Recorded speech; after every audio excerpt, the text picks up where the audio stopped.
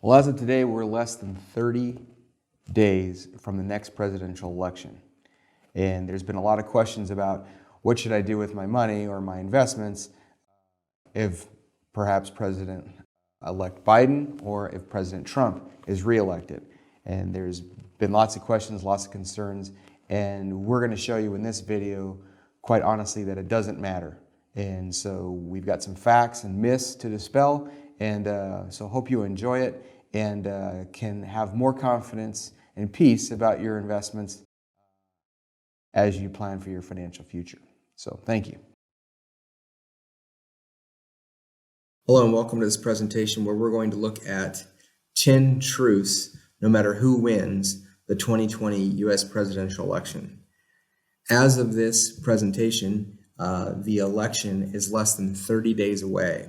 And because of that, we've been getting a lot of questions about what should I do with my financial plan? How should I change my investments? And we're going to show you through this brief slide presentation that you'll see that there are 10 truths that no matter who wins, that you still should stay the course and stay invested. So we'll review that now.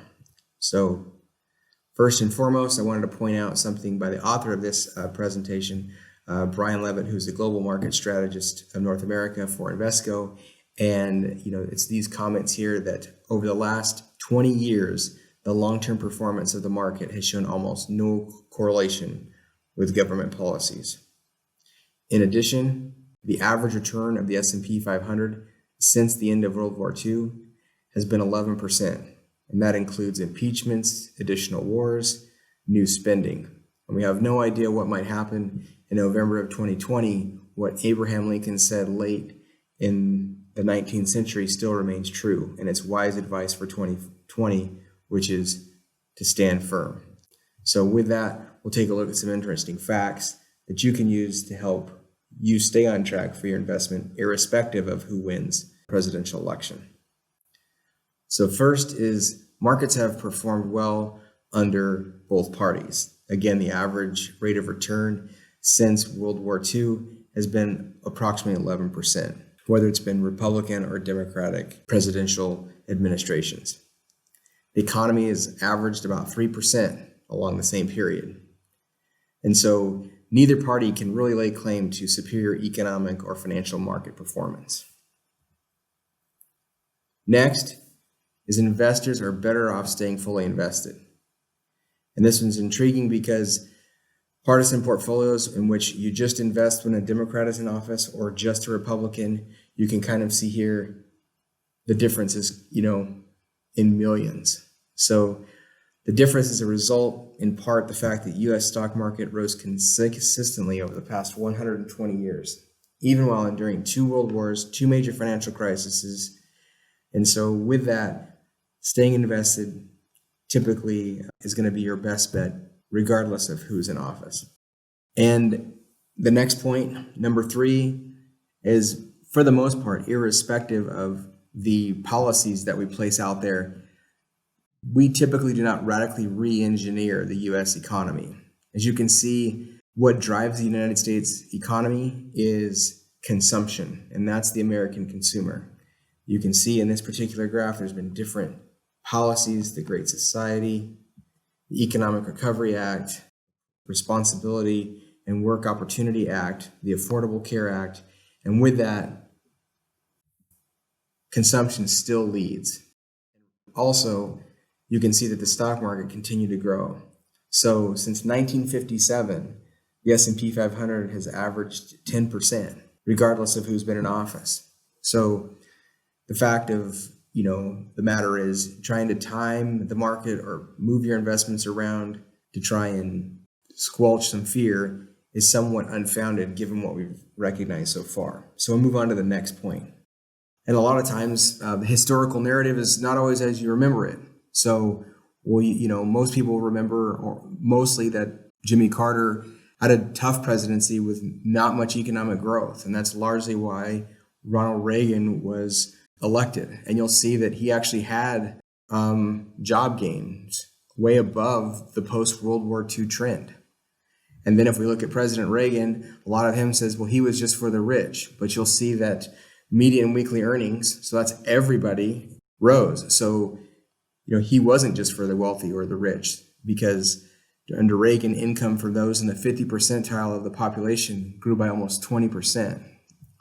And you can see with President Obama's inflation, a lot of people thought that with him, inflation would be higher. You can see that it's historically lower.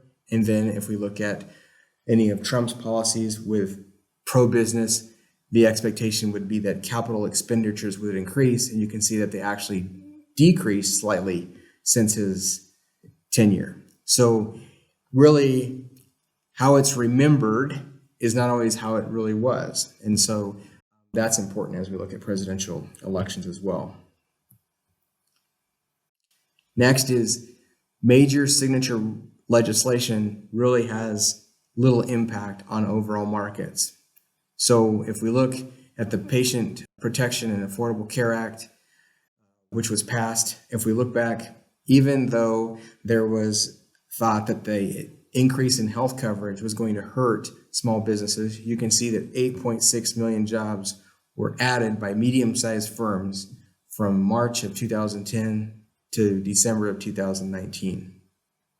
And then if we take a look at the Tax Cuts and Jobs Act of 2017, you can see that U.S. capital good new orders really didn't move all that much, even though there was Section 179 allowance for people to deduct certain property. So that incentive to purchase more capital assets, such as large equipment, whether it be tractors, big equipment, or even major manufacturing lines, didn't necessarily spur U.S. capital goods. So it's not always how it seems in some cases, at least historically speaking. So historically, predictions have also tended to be wrong. The past 10 years provide an interesting case study where two different presidents have had similar market performance. So even though, we have contrasting beliefs between President Obama and President Trump, we've had very similar returns during their presidency. The market has still produced very good results during both of those. And interesting enough, the 10-year yield during President Obama's tenure was 2.45%, and the average 10-year yield under Trump has been 2.25, even though it's currently at historic lows. So again, the predictions that one sector of the capital markets, whether it be fixed income, such as bonds, or stocks, are going to do better or worse under a certain president, has still not proven to be true. So we'll move on to the next topic, where what matters most is typically monetary policy. And so there's a lot of information and focus put on the executive branch. And you can see here, as it's stated, the old adage, don't fight the Fed. So if the Fed has good monetary policy, it tends to be good for the markets. So what's interesting is both presidents, George H.W. Bush and George W. Bush, were hurt by Fed tightening, and a recession ensued, and President Obama benefited from a low interest rate environment, and the economy took off. And then, of course, President Trump was the unfortunate recipient of tighter fiscal policy his first 2 years. Regardless of monetary policy, markets have done well during prior periods of easing financial conditions. So if the Fed is easing, which they have been doing, that's been a good indicator of future economic activity. So regardless of who's in office, federal monetary policy is more of an indicator of how the economy and items might go. And then one of my favorite points is that the markets don't care if you don't like who's president. So you can look at approval ratings, and those that have over 65% approval ratings with those that had less than 35% approval ratings. And there's different percents of time where that happened. But if we were to look where you're the 35 to 50% approval rating, the average rate of return is 15.3%. And so that's a very consistent amount of time. And so really, some of the best returns in the market came when the presidential approval rating was in the low range of 36 and 50. So the market really, it's not like it hasn't historically shown that it's up when everybody likes the president. So conversely, it's actually, the other is true. It's actually up when most people don't like the president. So the markets just don't care, historically speaking. And some have said that this election has just been terrible. It's divided the country and very polarizing. And why that may be true, with different news outlets purporting different information, you can find that history has shown that even all the way back to George Washington and Thomas Jefferson, the press were not necessarily kind to these individuals. Even though they're founding fathers, you can see a quote here by Thomas Jefferson that states, "Nothing can now be believed which is seen in the newspaper. Truth itself becomes suspicious by being put into that polluted vehicle." So fake news is not new. It was around, at least according to Thomas Jefferson's quote, years ago. And of course, politics can be deadly. So Vice President Aaron Burr shot Alexander Hamilton in a duel in 1884. So the point that they make here, and as long as Vice President Pence isn't any fighting duels, we'll actually maintain a higher level of political discourse than we are today. So again, in summary, the markets don't care who's president, and probably the leading indicator of, as we conclude, and we have no idea who's going to be president. But if we were to look, the United States stock market has done well since World War II, and most often you'll see that certain predictions are always wrong. So I'll give you an example. If we were to go back, so we'll go back to the last election. So in 2016, billionaire NBA team owner Mark Cuban said that there's no doubt that the markets would fail if Donald Trump was elected. And you can see that since 2016, they've gone up. And then, of course, in 2009, a Stanford professor claimed that Obama's new policies were destroying the Dow Jones and that they were designed to restructure the market-based economy.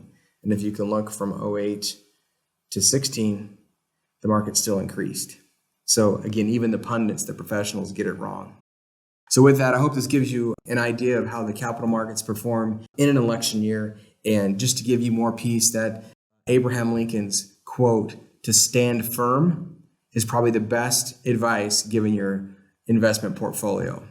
But if you have questions about your goals and objectives, or to confirm that your assets are invested for your long-term objectives, don't hesitate to give us a call. Thank you for joining us, and we'll talk to you next time. Hope you found this video beneficial, and we look forward to next time where we have our Student of the Month, and we'll look at how COVID-19 has impacted financial markets and what we can expect going into 2021. Thank you so much.